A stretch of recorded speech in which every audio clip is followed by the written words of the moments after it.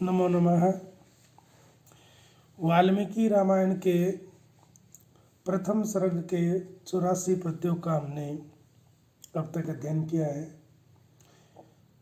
अब तक हमने ये अध्ययन किया कि लोकापवाद के कारण राम ने सीता की पवित्रता पर और उनके चरित्र पर संदेह व्यक्त किया और उस संदेह के आधार पर उन्हें बहुत ही कटु वचन कहे और इससे सीता बहुत आहत हुई और अपने आप को इन लांछनों को सहन न करती हुई अग्नि में प्रवेश कर गई और अग्नि देवता ने राम को सीता के निष्पाप होने संबंधी बातें कही और उसे स्वीकार करने के लिए कहा। तो अग्नि के कहने पर राम ने सीता को स्वीकार किया और इससे जो है तीनों लोक प्रसन्न हुए, देवता ऋषिगण सब प्रसन्न हुए। यहाँ तक हमने पढ़ा कि सीता को स्वीकार कर लिया है। इसके बाद में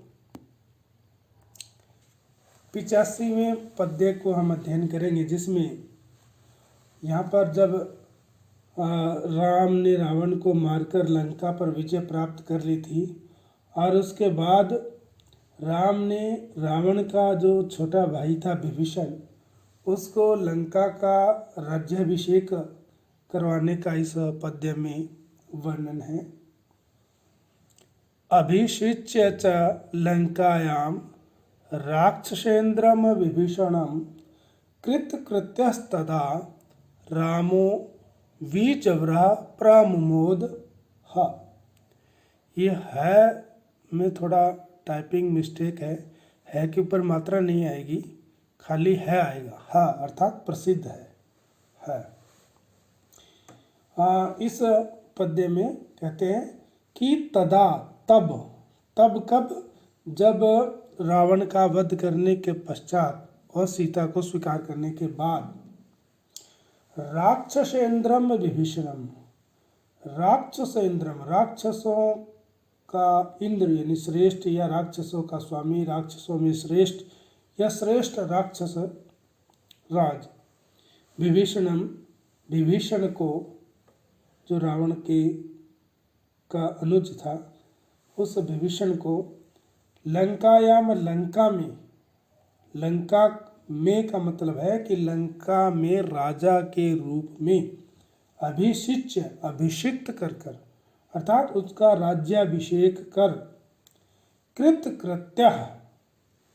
कृत्य यानी जिन्होंने कृत्य राक्षसों के नाश करने रूपी जो कृत्य है, जो कर्तव्य है, कृता उसका संपादन कर लिया है।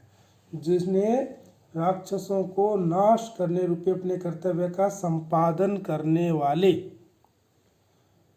और विज्वरः ज्वर रहित, कौन सा ज्वर? संताप रूपी ज्वर से मुक्त राम, ऐसे राम प्रमुमोदा यानी बहुत ज़्यादा मुदित प्रसन्न हुए। ऐसा प्रसिद्ध है, बहुत ज़्यादा प्रसन्न हुए, ऐसा प्रसिद्ध है। राक्षसों का नाश करके और उनके मन में जो संताप था, उस संताप रूपी ज्वर से मुक्त हुए राम बहुत प्रसन्न हुए। ऐसा प्रसिद्ध है, अर्थात प्रसिद्ध है। तो तदा तब अर्थात रावण का वध करने के पश्चात, सीता को स्वीकार करने के बाद, राक्षसेन्द्रम राक्षसों में श्रेष्ठ विभीषण को लंका में अर्थात लंका के राजा के रूप में अभिषिक्त कर अर्थात उसका राज्याभिषेक करके कृत्य अर्थात राक्षसों के नाश रूपी अपना जो कर्तव्य है वो कृता करने वाले, अर्थात उस कर्तव्य का संपादन करने वाले, उस कर्तव्य को पूर्ण करने वाले विज्वर, ज्वर से रहित अर्थात संताप रूपी ज्वर से मुक्त हुए राम, राम जो है प्रमुमोद, प्रकृष्ट मुमोदा माने मुदित हुए अर्थात बहुत ज़्यादा प्रसन्न हुए, बहुत प्रसन्न हुए।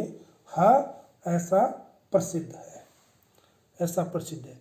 तो इस पद्य में राक्षसों के राजा के रूप में लंका में जो श्रेष्ठ राक्षस थे विभीषण, उनका राज्याभिषेक किया, लंका का जो राजा के रूप में उन्हें अभिषेक किया। इसके पश्चात देवताभ्य वरम प्राप्य समुत्थाप्य च वानरान् अयोध्याम प्रस्थितो रामः पुष्पकेण सुहृद्वृतः। अब राम जो है इस पद्य में राम का अयोध्या में पुष्पक विमान के द्वारा अपने मित्रों के साथ प्रस्थान करने का वर्णन है। तो सुहृद्वृतः, सुहृद जिनके हृदय समान हो अर्थात मित्र, सुहृद्वृता अर्थात मित्रों से युक्त, जो सुग्रीव, विभीषण, हनुमान आदि जो भी मित्र थे उन सुहृद्वृता, उन मित्रों से युक्त राम ने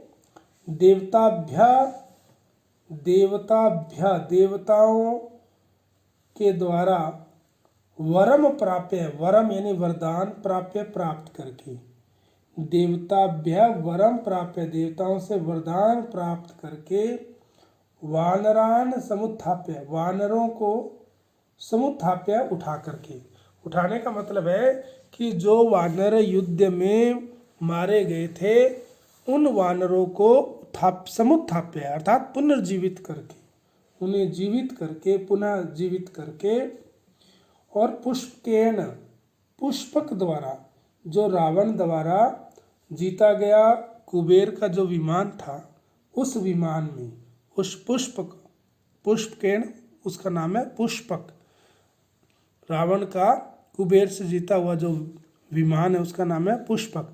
पुष्पकेन उस पुष्पक विमान के द्वारा अर्थात विभीषण ने राम को जाने के लिए अपना पुष्प विमान दिया था, तो पुष्पकेन उस पुष्प द्वारा अयोध्या की ओर प्रस्थान किया। तो अयोध्या की ओर प्रस्थान किया अपने मित्रों सहित, सुहृद्वृता मित्रों से युक्त अर्थात सुग्रीव, विभीषण, हनुमान आदि मित्रों से युक्त राम ने देवताभ्य वरम प्राप्य देवताओं से वरदान प्राप्त करके, वानरान समुत्थाप्य वानरों को, युद्ध में जो मारे गए वानर थे उनको समुत्थाप्य पुनर्जीवित करके, पुष्पकेन पुष्पक द्वारा अयोध्या प्रस्थिता अयोध्या की ओर प्रस्थान किया।